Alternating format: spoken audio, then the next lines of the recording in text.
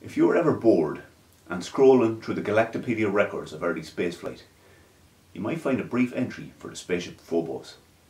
Apart from the diagram of the ship, the record contains just 3 short sentences. That was normal for the time. You see, back in those days, very little was known about the effect that interplanetary travel can have on the human mind. You should see the radiators in heaven. They're all solid gold and the walls are white.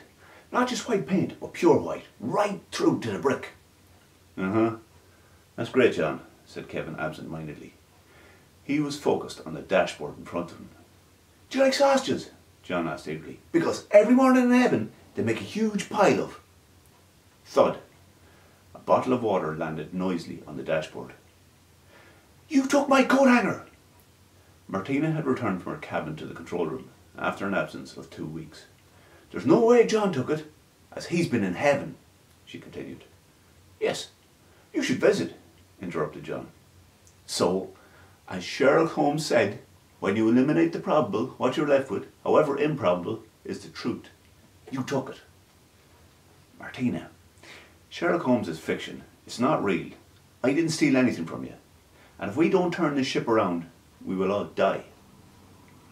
The first 5 months of the mission had gone smoothly. It was during the 6th month that things started to go wrong. Kevin quickly realised that he was the only one still capable of navigating. Martina, you must trust me when I tell you that you and John are hallucinating. I need you here in the control room, not hiding in your cabin conjuring up conspiracies. Martina slowly sank into a seat across from Kevin. There were 3 seats in the control room and 3 cabins which entered into it. Each cabin had everything required for living. The door to John's was wide open, as always. It was filthy. Take a look, Kevin gestured towards the open door. Does that look like any form of heaven to you? Martina was silent. No. Look at the control panel, Kevin continued. You must recognise that we are no longer headed towards Earth. I don't know, Kevin. It looks the same to me. Are you sure? Very sure, Martina. I've been monitoring it for weeks. Something must have been wrong with the telemetry. John burst out of his room and sat down on the 3rd chair. He was holding a coffee mug and there was a sock dangling from it. Look at the size of the tea bags they have in heaven, he beamed. Oh, that's lovely, John, said Martina. Can I get a cup? John, go back to your quarters, barked Kevin. Sorry, I mean heaven. He turned to Martina. I need you to reverse the thrusters. You're the only one who knows how. But John was about to make tea.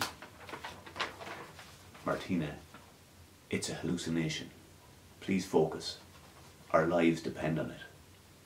Kevin's hand danced over a keypad and the control panel in front of Martina lit up. Martina, please, do it. Before it's too late. The spaceship shuddered at the change in course. John appeared at his cabin door with another mug. Hey Martina, I've got that tea for you. Jesus, not now, John. Kevin leapt from his chair to close the door, but his left leg locked up. He tried to move. His knee would not bend, and he fell. I've made that change, Kevin, and that's the last of the fuel. I hope you're right, said Martina. Kevin looked back up at the display. Suddenly, he was no longer sure. He grasped his leg. To his surprise, his fingers rounded on a coat hanger stashed within the lining of his trousers. If you're ever bored and find the Galactopedia record for the Spaceship Phobos, you will see the following entry. The Spaceship Phobos was one of the first manned craft to make the trip from Earth to Mars. It departed from its course during the return journey. No trace of the spaceship or its crew of 3 has ever been found.